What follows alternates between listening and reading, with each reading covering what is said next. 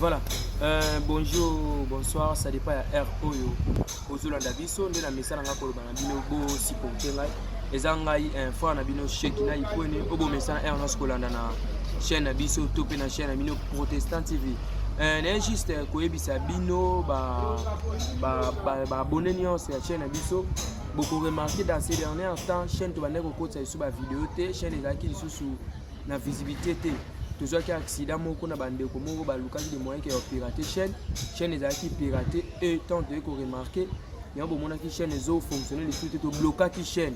Alors on a mis sonde to sur la mine chaîne au Protestant TV yango de siko to zongisi to longol pe ba vidéo misusu nyonso o to zaki nango na kati. Alors yo mutu o s'abonnaki na bondeli yo par l'amour de Dieu. O s'abonner les sous kolemba biso te eza juste pour na ko informer la bino vidéo oyo na sengi na yo s'abonner les sous na biki on s'abonner qui déjà mais tu bandeli chaîne autrement dit ya osa les até donc s'abonner et puis partager ba vidéo oyo nzambe akozanga te ko pambola yo na sacrifice ozo sala nzambe apambola bino ba nyonso oyo s'abonner ki na chaîne ya liboso apambola bino les sous na ndenge bondimi les sous bo s'abonner les sous na chaîne ya bino Protestant TV tika te nzambe apambola bino pe azana no merci beaucoup bye.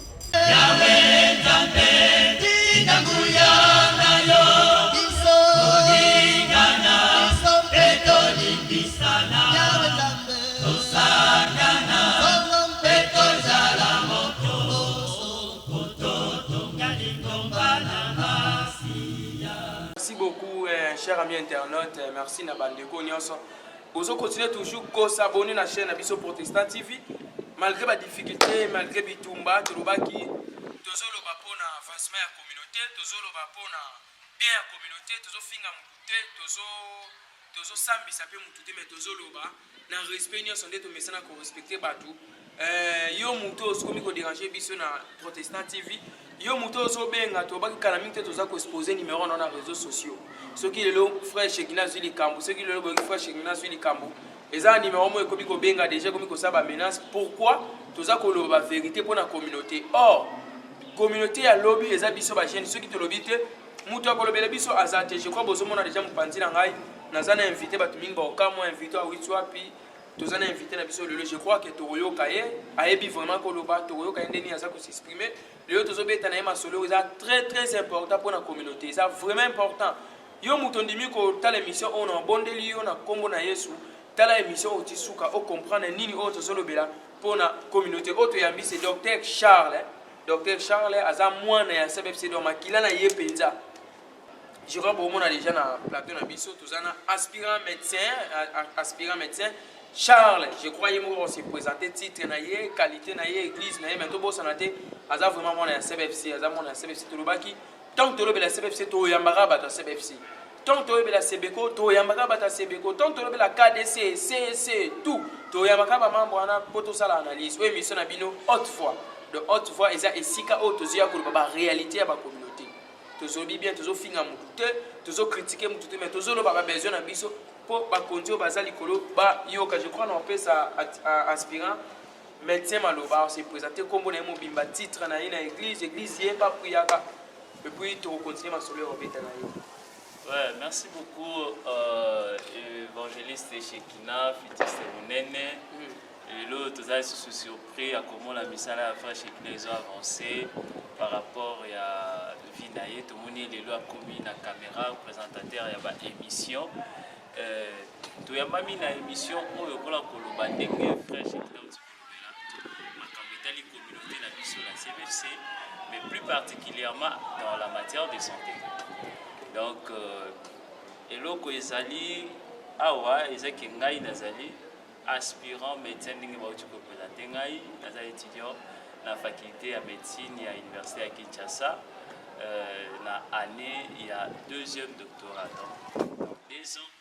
Je serai déjà médecin, c'est pourquoi Oyoki Azobengangai aspirant médecin. À ce période qui koyamba biso na émission Oyo pour que tout le bela moutier au étali communauté na biso. Kombo la ngai mobimbezali frère Charles Kaunda Zundu. Voilà ndé kombo la ngai naza membre na kati ya CBFC na église locale ya Makala D na kati ya commune ya Makala. Et si kala za ko évoluer comme chef il y a ya service ya musique moko ya bachef ya service ya musique naza koévolue wana et puis naza moko ya bachantre naza moko ya bachoriste naza mpe moko ya bakambi na makambo mosusu kati na lingomba nde nayambami epai ya frère Shekina. Merci beaucoup. Aspirant médecin, je crois que tu as se présenter. Dans le bac, Aza vraiment maquillé à CBFC. Bobo qui va titre et tout, Aza Bokambi la musique, Aza chante, et puis Ayemba Kitoko. De la PCI famille Kaunda Mobia Bozo dans Debsombo. Merci à toi, Simo Diasiki, là, Oazana Sima Caméra, et puis équipe technique Mobibaya. Protestant TV, tu continues toujours à s'abonner. En tout cas, on a bien aspirant. On a bien un médecin, on a aspirant la peau, moi, Moulaï, je crois, c'est présenté. Un docteur, médecin Charles, dans 2 ans, aux autres, déjà médecin. Souffrance. Bah, ils ont passé sur tous les débuts, ils ont vraiment compliqué. Mais toujours continuer à se battre, pas avec nos forces, mais la force est en Zambé. À toujours intelligence, sagesse,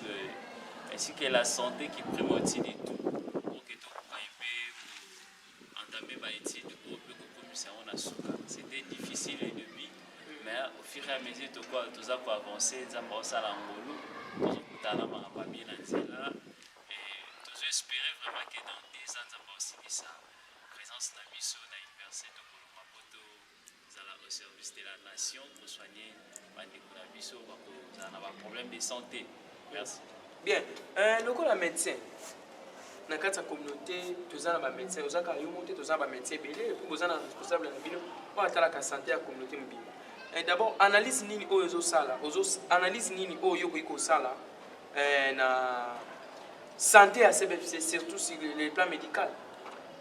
Ben, santé à CBFC sur le plan médical,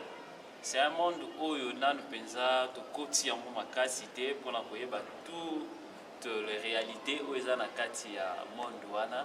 Particulièrement dans CPFC. Mais tu as vu que dans CPFC, tu as des hôpitaux et belés où il y a même des fidèles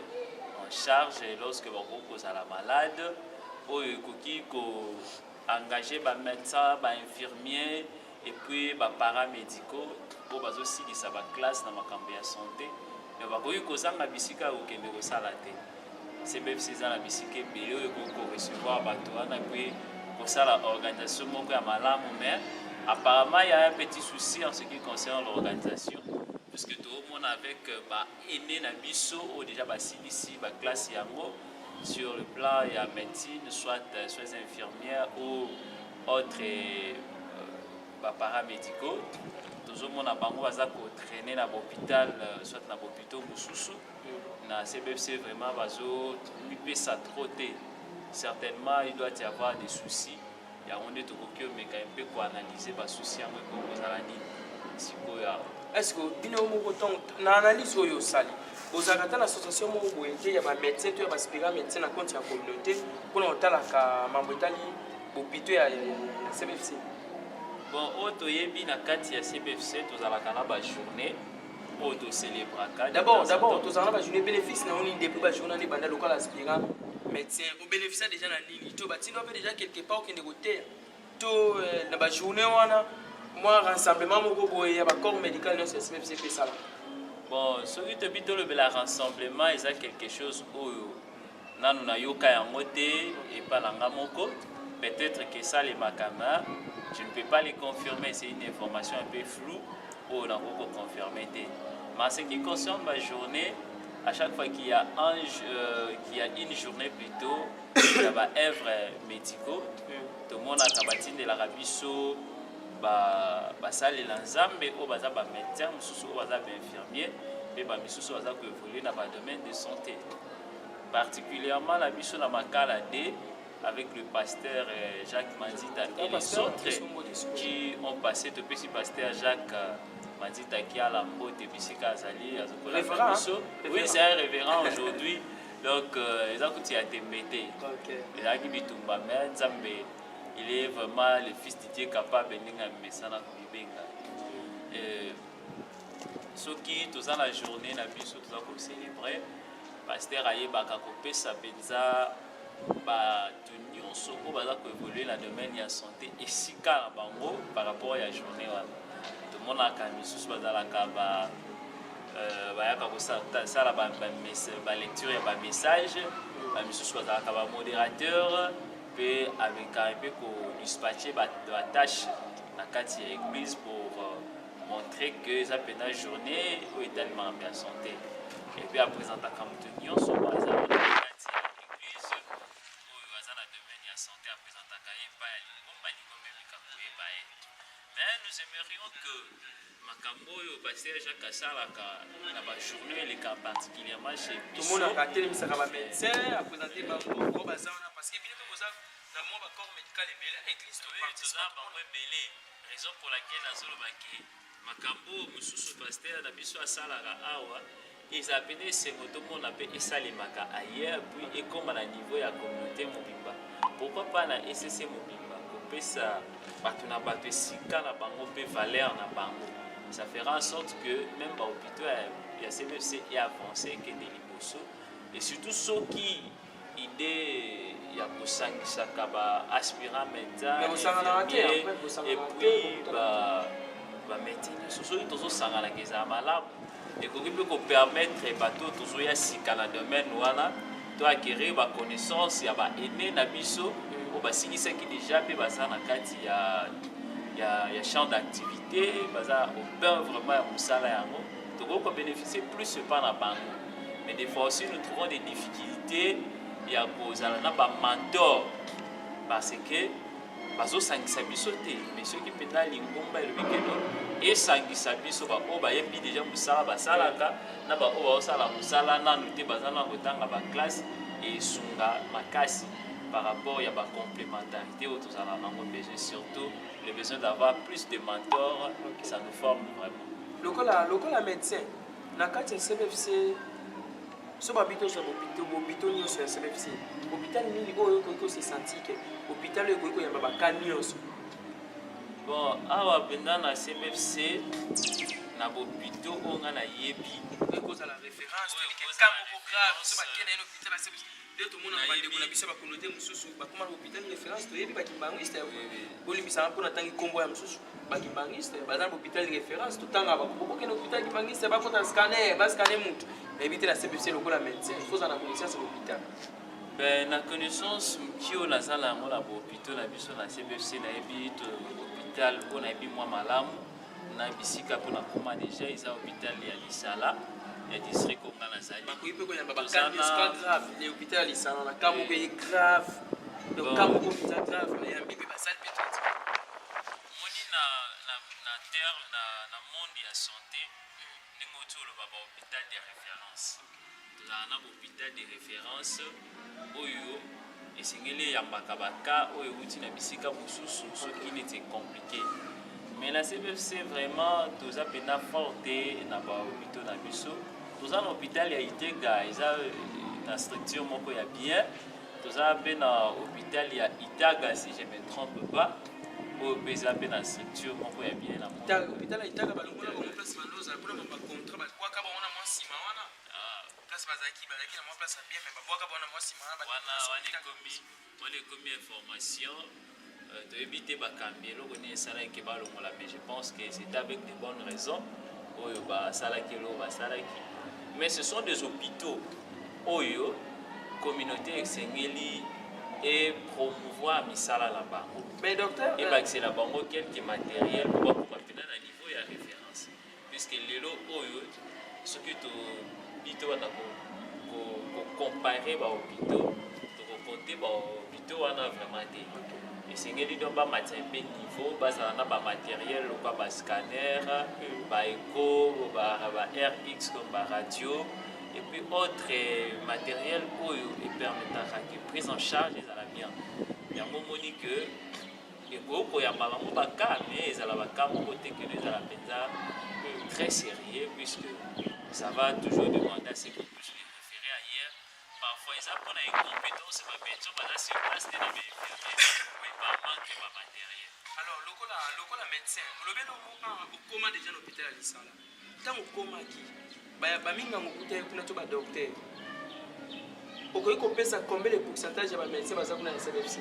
80% bamédecin baza kuna to balingaka ya SBFC, to 50% mekana kosala na 10 wana to bato oyo okutai kuna kaka bamambo ya SBFC. Bien sûr eza mwa passeport vérifié mpenza surtout bango. kokoma nga na hôpital ya Lisala na oyo nayokaka na sango nayebi ke il y a des enfants ya ndako CBFC oyo baévoluera mpe wana toza mpe na quelques personnes oyo bamama moko oyo nayebi tosambelaka nde na makala nde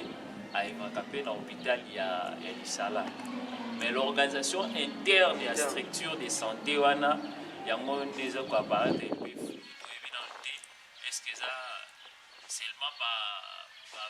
bapersonnel soignant na bacorps médicaux baza seulement ya CBC to eza mélange esalema. Mais je signale que na kati ya bastructure de santé tosenga kaka te tozala bana ya CBC po toevre wana eza un peu discrimination, mais esengaka un peu kozwa baexpertise même ya bato baza ya communauté te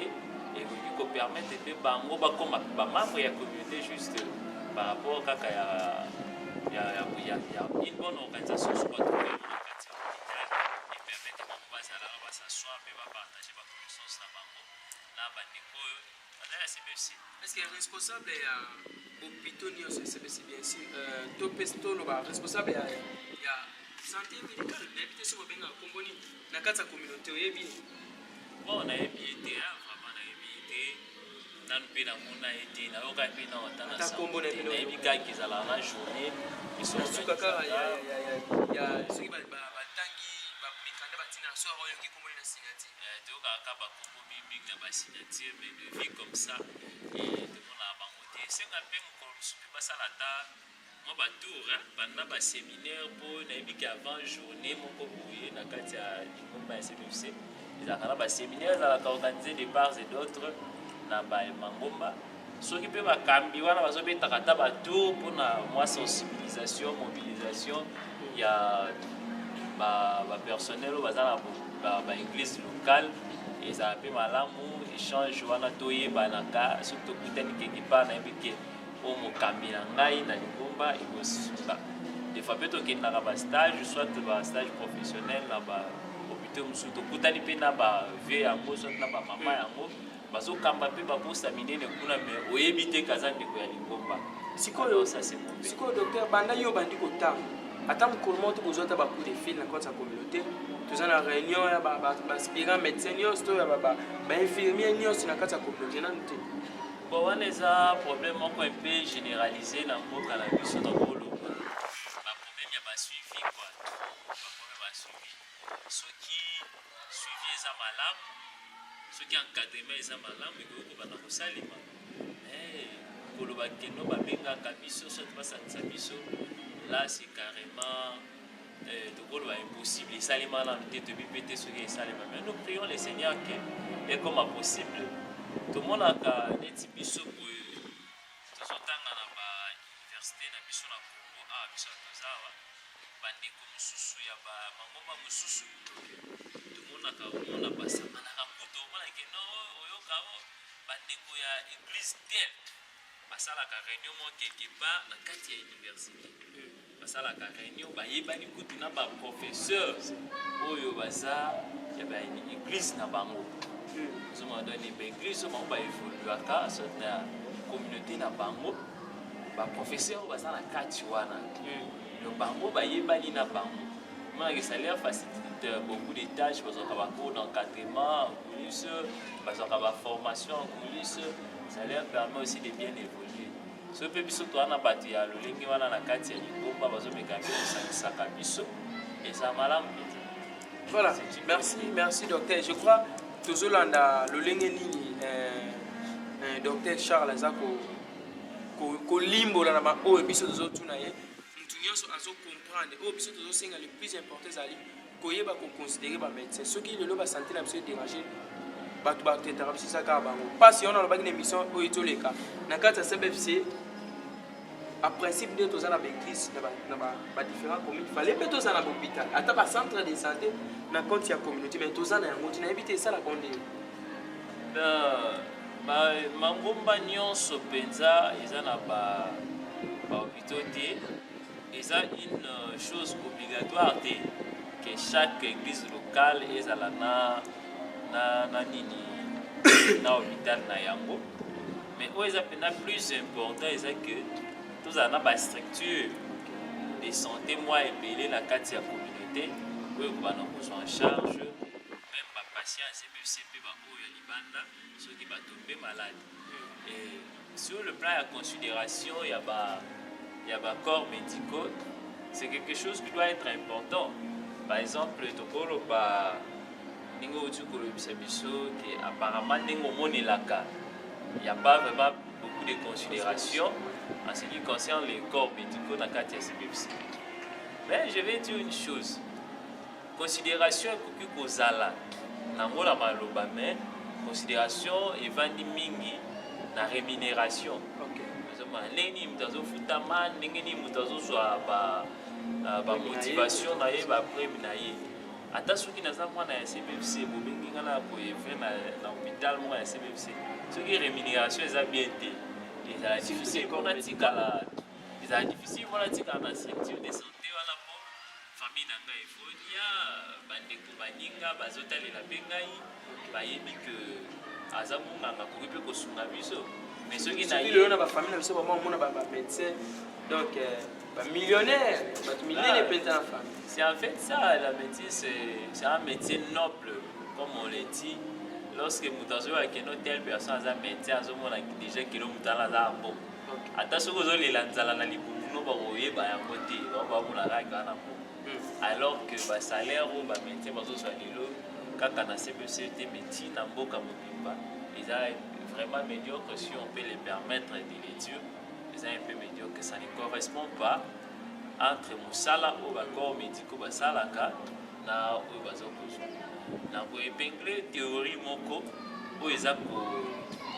simba misala ya bato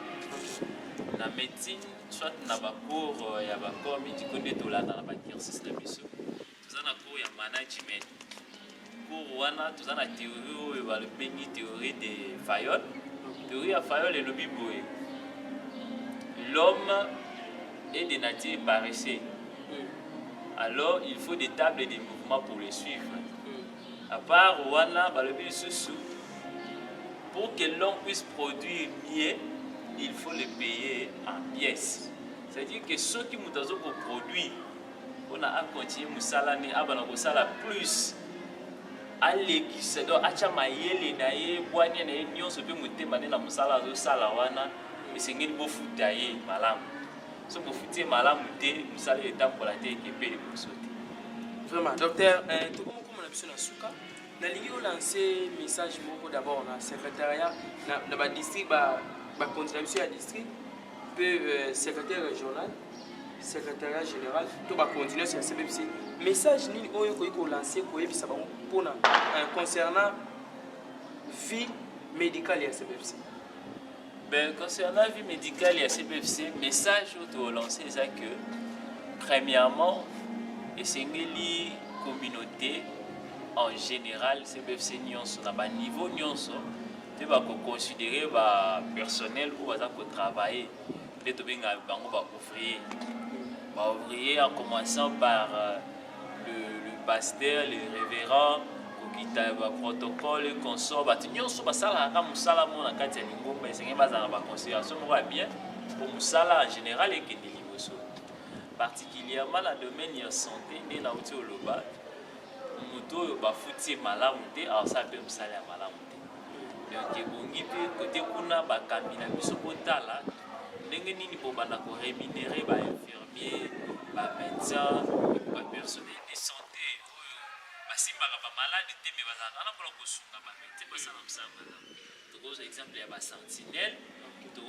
exemple ya bato bayaka ko sukola hôpitaux ba biloko nyonso ce sont des personnels de santé. Les chauffeurs ce sont des personnels de santé. Alors que les professionnels de santé ou les simba malades, ils aussi bien rémunérés pour nous aller dans malade. Il suffit juste de retirer un salaire bien pour la bango omona ke makambo nyonso ekomarche malamu yango nasengi mpa bakambi bomeka mpe kotala combien bopesaka bandeko bazosala déjà na bopito wana et puis combien bokoki komotive bango lisusu mpo basala plus que wana. Et à part ça na bakambi oyo bakambaka structure ya santé na kati ya CBFC naosengala bino boyebake partout na mboka nyonso mpe na basecteur nyonso esengeli koassire relève. Et mpona koassire relève malamu esengeli botala na kati ya mangomba banani bazotangela santé banani oyo balikaka mingi domaine ya santé komeka epe kosala mwa bareunion na bango kosakisa bango na bamakita moko bata na lingomba soit na badistrict na baniveau ya district mpe na niveau ecclésiastique mobimba obengisaka bango ata mwa bareunion moko boye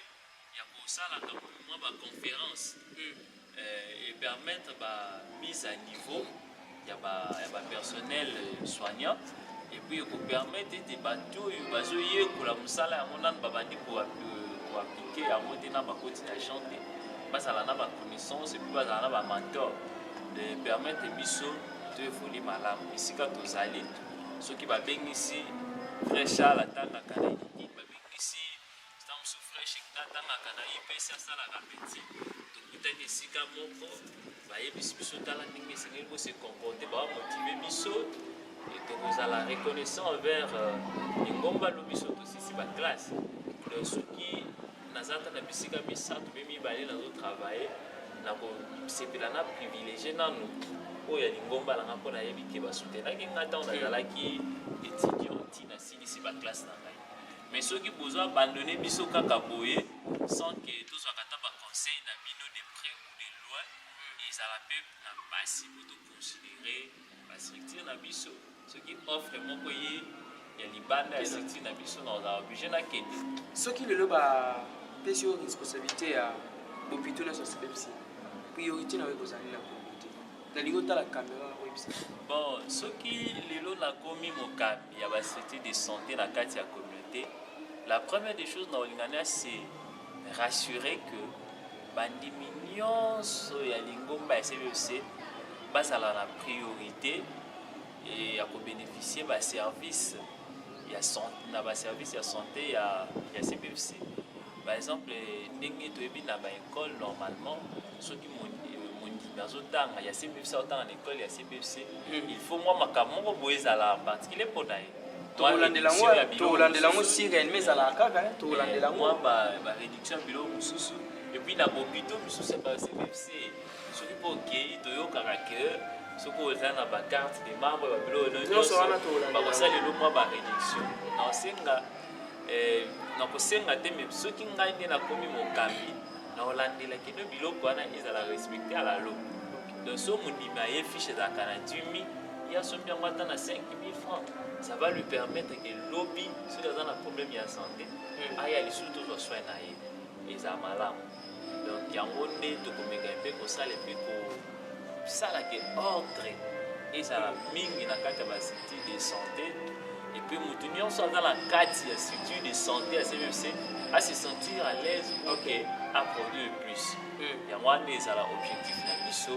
na kati ya CBFC soki vraiment tozama kosala tozala bakambi un jour. Voilà, merci beaucoup aspirant docteur Charles naza sirke bato mingi baolanda yo basepeli vraiment surtout na façon oza kobimisa bainspiration na yo nyonso oyo tozosala eza mpona bien ya communauté toyebisaki bino toza na chaîne oyo mpona kofinga bato te toza mpona koloba oyo biso tozomona donc nde toyambi docteur Charles nde toyamba mpe micrologie toyamba mpe baenseignant toyeba si réellement nde docteur alobi estce bana baoyo basambelaka na CBFC baza na bakarte na bango baza batele estce basala bomwa baréduction minervale estce na bopito na biso ya CBFC moto soki abeli basalaki réduction ya mwa mosusu tokolandelaki mpi tokoyamba bamédecin ya CBFC misato ata mibale na baenseignant misato totie bango wana tosala baanalyse tozotelemela communauté te tozodétruire communauté te toza koexpose communauté te mais toza koloba toza na droit ya koloba parce que toza bamembre reconnu na CBFC toza na bacarte émission koyanga na oya na carte yanga na olakisa na futaka carte na ngai yo moto tozokana okangisa ngai so okangisi ngai na kolakisa carte na nga CBFC eza ndako na biso mwana nyonso na ndako so amoni malamu amoni makambo ezotambola te alobaka na papa so amoni azoloba na papa mosusu papa azo réagir te alobaka na batata mwasi alobaka mpe na banoko donc tozoloba te mpo tospose CBFC na bondeli yo moto tozokanisa mabe yo moto tozopense mabe tika kopense mabe parce que ozomema masumu docteur tokomokoma na suka numéro na yo ya téléphone et puis mot de la fin na yo babote na yo soko opesaka nani numéro na ngai ya téléphone ezali 084 1624 084 1624 napesi mbote na pasteur Jacques Manzita bisika aza kolanda biso mpe na balimi nyonso ya CBFC en particulier baoyo ya makala te mpona tosala discrimination te akobana kotanga bakombo ebele ebele ezala malamu mpenza te. Merci beaucoup mpona koyamba ngai na émission oyo ya lelo ndenge totu koloba sikoyo émission eza à caractère critique positif tozokritike mpona tobongisa lingomba ekende liboso na bapoint nyonso tokoma lelo référence ya mokili mobimba te communauté wana communauté wana esalaka makambo ya malamu ezwaka bafidele na bango malamu batraita bango bien eza malamu yango nde tozokosatendre na futur ya bakambi bosunga biso kobongisa makambo eleka malamu po tose sentir à l'aise na ndako na biso. Voilà, merci beaucoup docteur na ndenge na biso tozwa temps ya kosolana to kosala analyse oyo yo moto osepeli na ndenge docteur alobi benga ye encourager s'abonner partager balien nalobaki tokomisaka bavideo epa bakonzi bazokamba communauté tokomisaka yango kuli pa révérend docteur professeur Bokundu Abolikabe Gédéon numéro 1 ya CBFC wana donc papa na biso ya molimo ye wana tokomiselaka ye bambodi bazozolanda biso tokomiselaka yo puis responsable ya bopito nyonso ya CBFC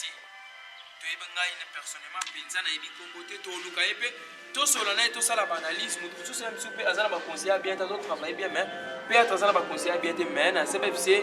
je vous assure tokomi na bamédecin ebele bainfirmier ebele oyo ngai nayebi baosala na bahôpital ya CBFC te exemple kaka mpa na bino wana na CBFC baka boza na bamédecin boza na bamisusu kutu bazotanga boza na bainfirmier kosala na CBFC tolobi teke bofuta bango bamili